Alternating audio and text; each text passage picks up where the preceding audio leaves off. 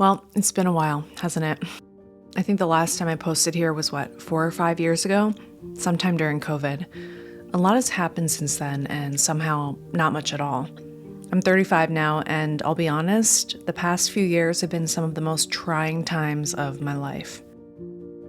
Navigating adulthood without much grace from the world has been its own journey.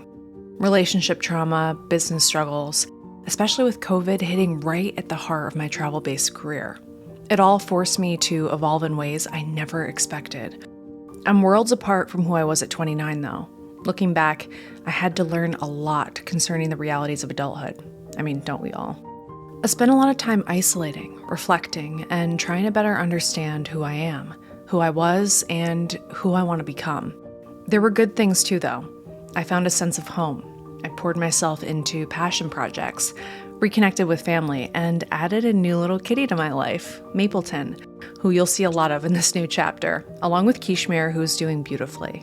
I finally feel ready to take you along with me again. As I step into the second half of my 30s and beyond, I'll be traveling to new places, launching new projects, and connecting with new people. So let's dive in. Chapter 1, the LA Fires. Looks like there might be something happening. I'm in a yellow evacuation zone, so we're not evacuating yet, but we've got everything ready to go for when we need to.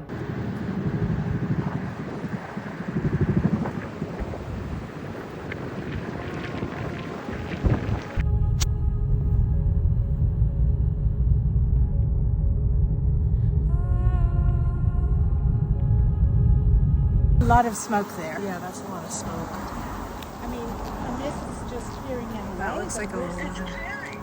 It's they got the right smoke stuff up there, and most of the smoke that you. This is insane. Yeah, this is real.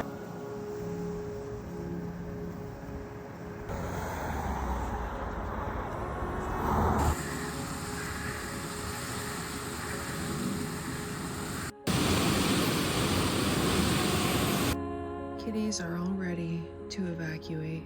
Okay, so I packed up everything. I have included everything that I don't want to lose just in case, because I've seen a lot of people who have lost their homes and then they're like, I wish I went back and I got this or I got that. So I've had 2 days to really pack up all the important things that can fit in my car, which I don't need material things. It's just important stuff that I can't get back again, you know? And I've got like a cooler with some food, the cat's food, just water, and then just all my supplies. There's a fire that started nearby that was 50 acres 2 hours ago, now it's 800. So that's concerning. So I'm kind of in between two really close fires right now, but we're still in the evacuation warning area, but I'm kind of thinking that I should probably go.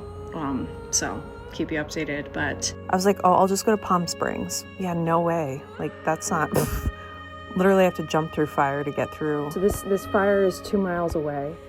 This fire is where it's at right now, is 5 miles away from me. Hey guys, so I'm actually evacuating now. There's another fire that just happened that grew from like 0 to like 2,000 acres in a matter of like a couple hours, and it's right near me. So I'm heading out. I've got the kitties right here, and we are headed north. All in all, this year's wildfires across LA have been devastating. As of early 2025, over 57,000 acres have burned, destroying more than 18,000 homes and structures, and tragically claiming at least 30 lives.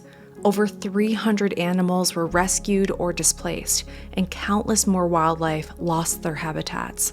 The Palisades and Eaton fires alone consumed nearly 38,000 acres and were among the most destructive in our region's history.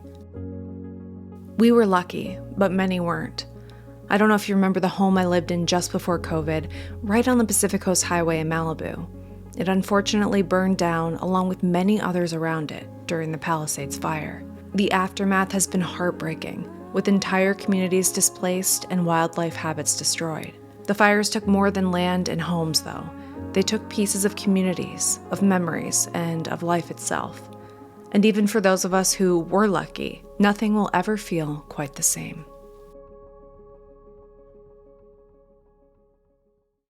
Chapter 2, Moving.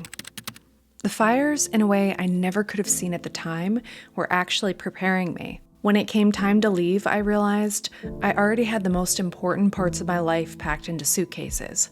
The rest, a 2-bedroom home, an office, and a storage unit full of the life I'd built, still needed to be sorted.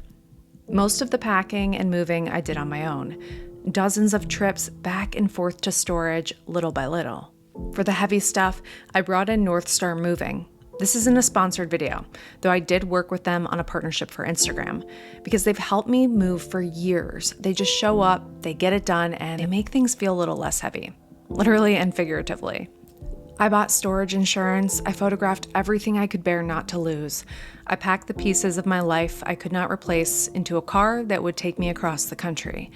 Moving is rarely just about the logistics. It's emotional, overwhelming, and sometimes it's traumatic. There are memories tucked into the folds of everything, the beautiful ones, and also the ones that still sting when you touch them. I felt it all. The decision to leave Los Angeles was not impulsive.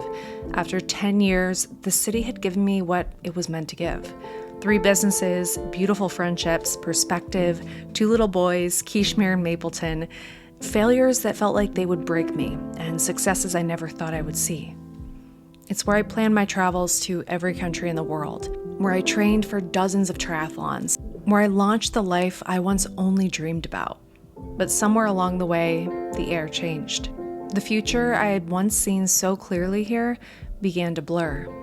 It became harder to breathe, harder to feel inspired. Los Angeles is beautiful and electric, and full of promise on the surface. But beneath the shine, there's definitely a weight. A kind of sadness woven into the corners. The kind you only notice once you've lived there long enough to stop chasing the glitter. It's a place that gives and takes in equal measure, and after a while, the taking becomes harder to ignore. Not all heaviness is visible. Some of it lingers in the spaces between dreams that never came true. LA shaped me in ways I will always be grateful for, but it also hollowed out parts of me that I'm still trying to rebuild.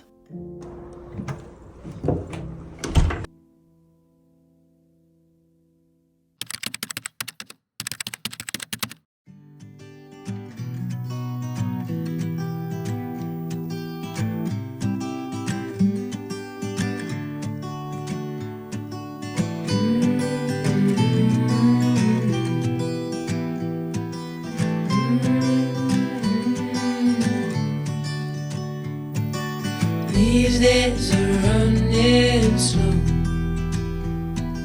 Sunsets and shores far from home. Headlights are shining on the sea. No place on earth I'd rather be. And I could try to just follow the swell, but I'll never find this anywhere else.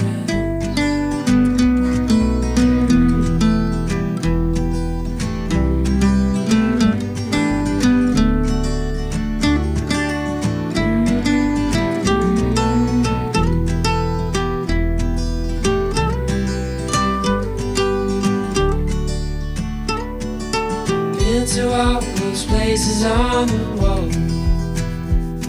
and none come close to this, I'm sure.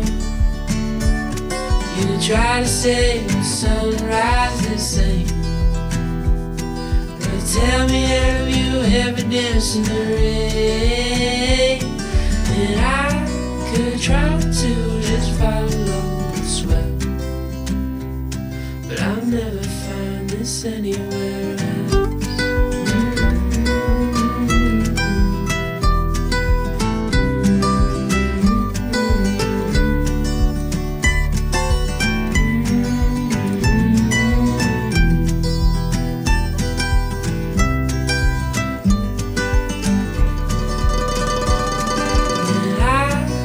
Try to just follow the swell, but I'll never find this anywhere else. I'll never find, I'll never find, I'll never find.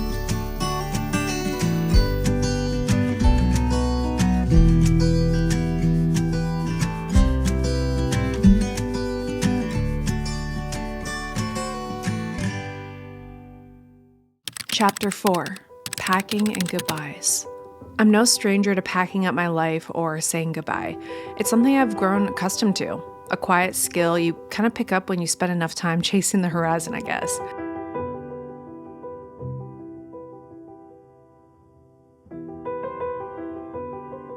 I met up with my good friend from high school, shared some beautiful meals with family, made sure to tuck away the things I would need for this next stretch of life. First, it was packing my house into storage. Then it was packing my car to drive across the country. And now it's packing even smaller, fitting my life into what I can carry with me for the long journey ahead. It's funny how you can live years in one place, accumulate a world of memories, and in the end, it all comes down to a few boxes, a few bags, and a few essentials you cannot leave behind. Wait, did I remember my passport? Chapter 5. The Flight. The flight from New York to Paris felt like a crossing in more ways than one. I flew from Newark straight to Paris, just me and the boys, Kishmir and Mapleton, tucked safely at my feet under the seat in front of me. I was able to avoid putting them in cargo by booking an extra seat, which let me bring 2 carry-ons and 2 personal items. In this case, the most important personal items were breathing. Kishmir and Mapleton. For those of you who don't know, when you travel with cats and in cabin, or dogs for that matter, your cat is considered your personal item. They travel so well. They just slept the whole way, only waking up when I woke them for a few treats. 7 hours overnight. They slept, I didn't. And if you're ever thinking of traveling with cats from the US to France, there are a few important things you should know. You need health certificates from an accredited vet, issued within 10 days of your flight. They must be microchipped, vaccinated, and up to date on their rabies. When we landed in Paris, I went through customs, declared my 2 little travelers, and the officer simply scanned their microchip. Just like that, we were free to step into a new chapter. It was surprisingly an easy process. Expensive, yes. Booking an extra seat always is. But when you're traveling solo, you learn to adapt. Everything is a little more complicated alone, but somehow, a little more yours too. Chapter 6. Settling in. When we arrived in Paris, we were completely drained. But before we could head to our little town in the countryside, there was one last task on the agenda, getting Kishmir and Mapleton their pet passports. These passports allow them to travel freely within the EU, the UK, and Ireland, and even make it easier to return to the US and back again. A small detail, but a very important one. After 2 nights at a very questionable airport hotel, the kind you do not realize is a bad idea until it's too late, we packed up again. The drive toward our new home was beautiful. Tiny villages stitched together by narrow roads, the kind where you slow to a crawl passing through, then speed back up onto the open stretches. It took about 4 hours, but every mile felt lighter, like shedding the last pieces of an old life. Along the way, I stopped at a maxi zoo, which is essentially France's version of a Petco. I picked up a big litter box, a cat tree, food, and treats for the cats, trying to make the transition as easy as possible for them. And when we finally arrived, it was snowing. A real winter wonderland, as if it had been waiting just for us. The only sounds were snow falling softly onto the ground, onto the old stone walls and through the trees. It was pure awe.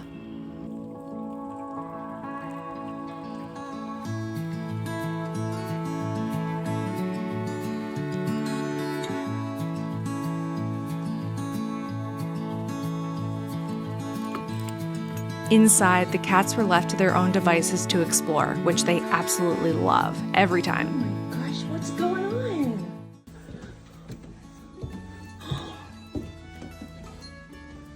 What's going on up there?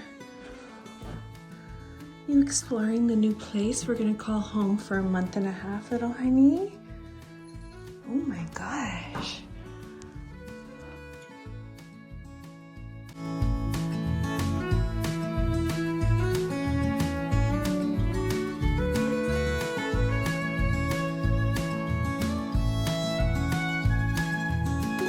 The night ended with a full moon, a hot bath, and me collapsing straight into bed.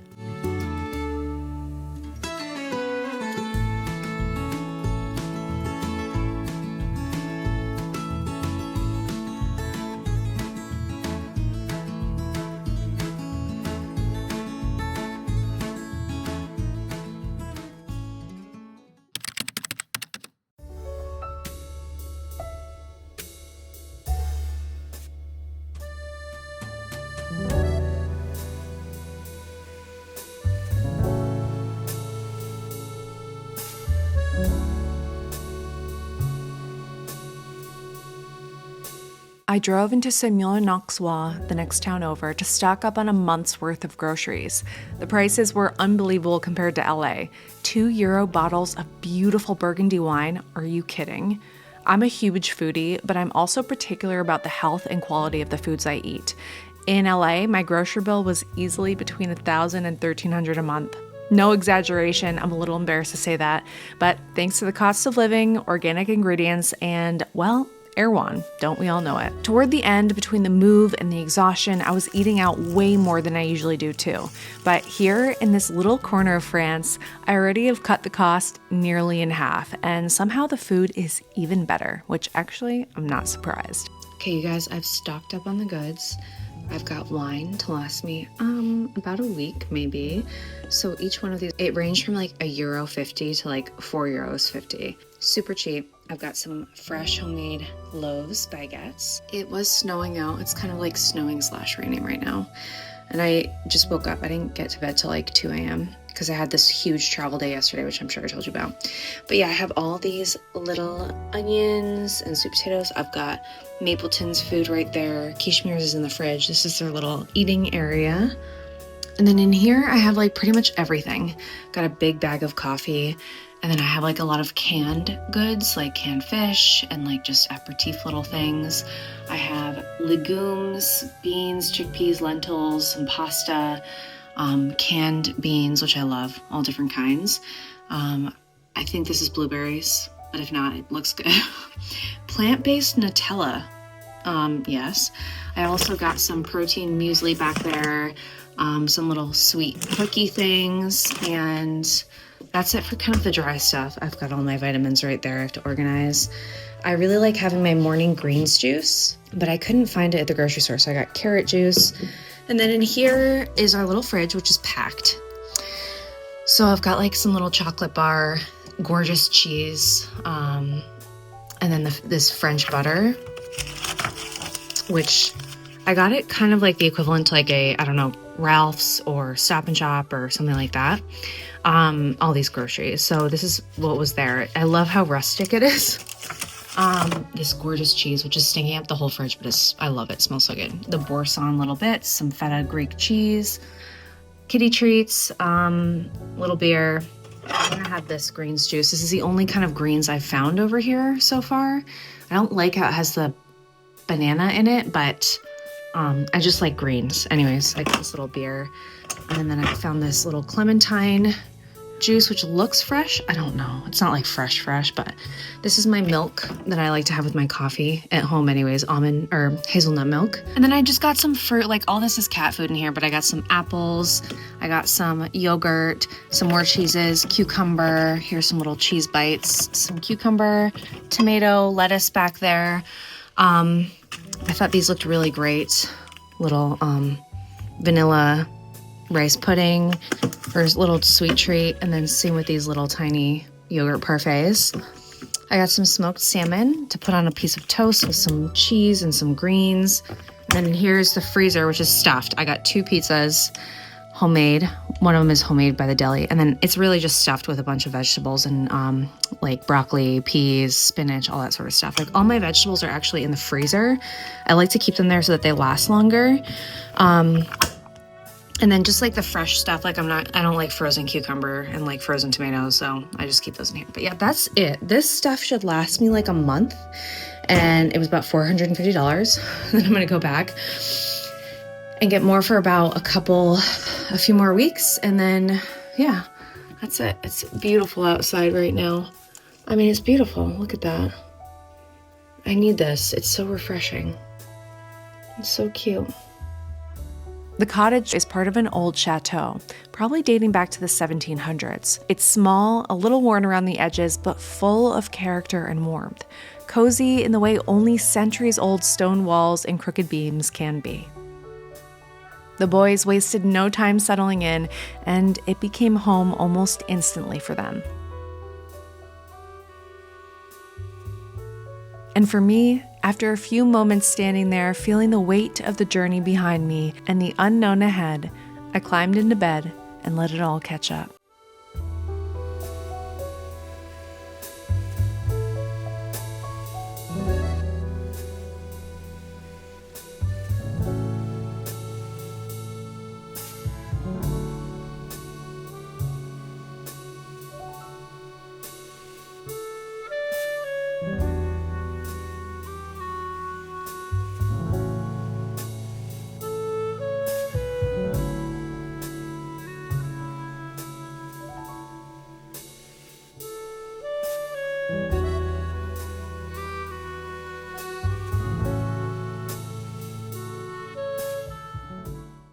Okay, so we've got breakfast, and by the way, this window is everything.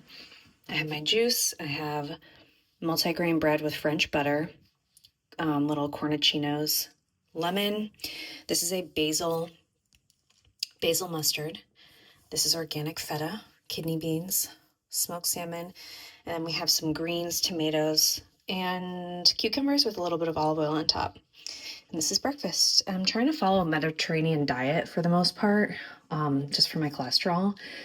So that's my primary focus. I'm not doing eggs. And anyways, yeah, that's kind of what I'm doing. So yeah.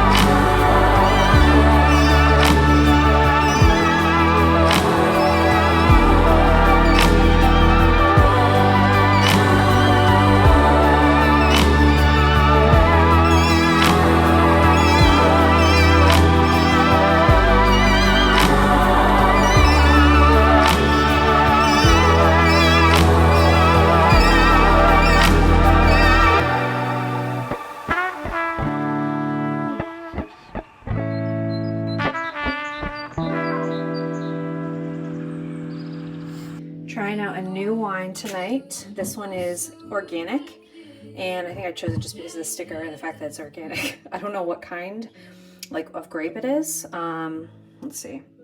Not sure. Can any of you guys figure that out?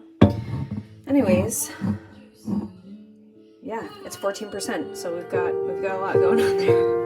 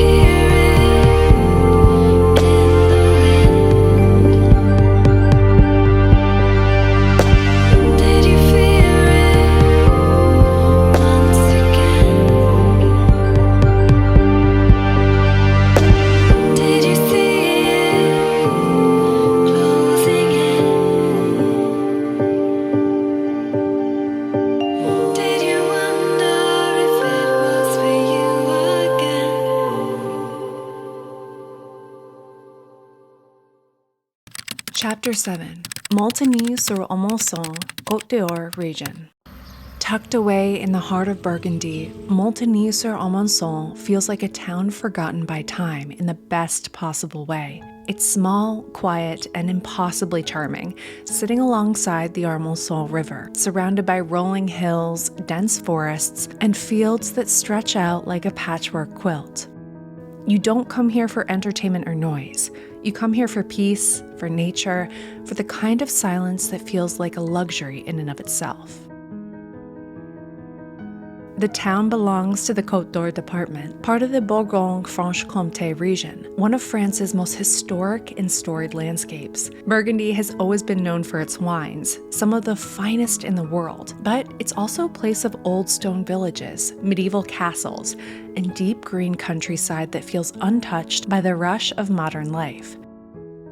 Molten-sur-Amanson itself dates back centuries, with roots that weave through France's fruitful past. Today, it's more residential than anything, with a small population, old stone homes, narrow winding roads, and a feeling that life moves here according to its own rhythm. The weather is, as you might imagine, moody winters with snowfall that blankets the fields, cool, misty mornings most of the year, and soft golden summers that seem to stretch endlessly across the landscape. It's not the kind of place you come to do a lot. It's the kind of place where you come to be. To walk, to think, to live quietly, to listen to the way the wind moves through the trees and the way the river sounds when everything else is still. Chapter 8. Simul, Commune of the Côte d'Or. So I decided to take the mountain bike, to ride it to the next town over, which is 40 minutes. I had to walk it uphill the past 15 minutes because it's so hard and I'm so out of shape. I could do it with a road bike, but a mountain bike. And yeah. Just a short drive from Montigny, Simul rises almost unexpectedly. An ancient town perched above the Armançon River, its pink granite ramparts and medieval towers standing guard over the centuries. It looks like something out of a painting, with narrow cobblestone streets that wind through half-timbered houses, little cafes tucked into corners, and a cathedral whose bells still echo across the rooftops. Simul belongs to the Côte d'Or department of Burgundy, and it wears its history openly. This was once a fortified stronghold, built in the 13th century, and much of its medieval architecture has been longly preserved. You can almost feel the weight of the past here, in the archways you pass under, in the stones worn smooth by hundreds of years of footsteps. Today, Simul is quieter and slower. It's a town where you linger over coffee, stroll alongside the river, and let your days be measured by the sound of church bells rather than the ticking of a clock. The landscape surrounding it is pure Burgundy. Soft hills, endless vineyards, misty mornings that burn off into clear blue afternoons. Simul is not just beautiful, it feels meaningful, like every stone and street corner is keeping a memory, waiting for someone patient enough to notice. Chapter 9. Peri. A quick 20-minute taxi to Montbard, followed by an hour-long train ride, and I'd arrived in Paris.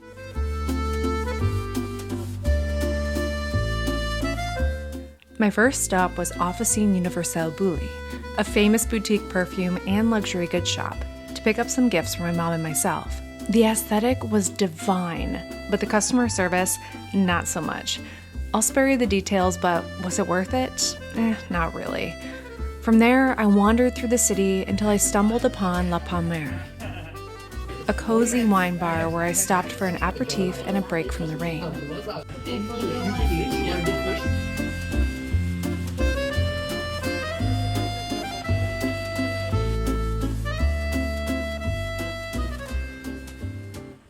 Later, I made my way past the Louvre, crossed the Pont des Arts, that beautiful bridge covered in locks, and wandered through the Tuileries garden.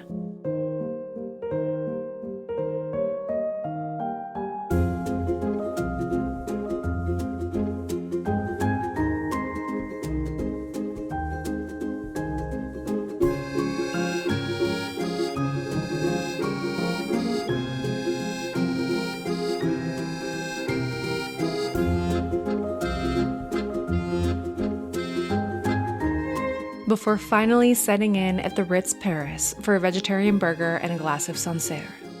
It was a quick overnight trip, just long enough to handle a few visa errands before heading back to the beautiful peacefulness of Molten. And while Paris will always have its magic, next month we head south to the golden light and salt-soaked breeze of the French Riviera.